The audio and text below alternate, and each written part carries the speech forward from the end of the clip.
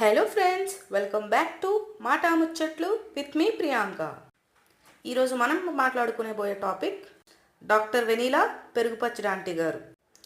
ఈ మధ్య కాలంలో బాగా వైరల్ అవుతుందండి. పెరుగు పచ్చడి ఆంటీ అని పిలువబడే ప్రియా గారు 40 కేజీల వరకు తగ్గి అందరినీ ఆశ్చర్యపరిచారు. దీనికి స్పార్కిల్ వెనీలా గారు కారణమని చెప్తున్నారు. అయితే దీనిపై చాలామందికి అనుమానాలు ఉన్నాయి. నిజంగా ఆవిడ న్యాచురల్గా తగ్గారా, ఏమైనా మెషిన్స్ యూస్ చేశారా, లేకపోతే రియల్ ఫేకా అని. ఇన్ మై ఒపీనియన్ ఆవిడ న్యాచురల్గానే తగ్గారు.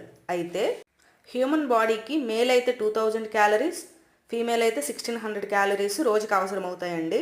అందులో మోస్ట్ పోర్షన్ కార్బోహైడ్రేట్స్ నుంచి, రిమైనింగ్ ఆల్ టైప్స్ నుంచి వస్తాయండి. అయితే ఈవిడ ఇచ్చే డైట్ కార్బోహైడ్రేట్స్ చాలా తక్కువ ఉంటాయి. అందువల్ల క్యాలరీ డెఫిషియట్లో ఉండి బరువు తగ్గుతారు. కానీ ఇది మెయింటైన్ చేయడం చాలా కష్టం. Please do subscribe.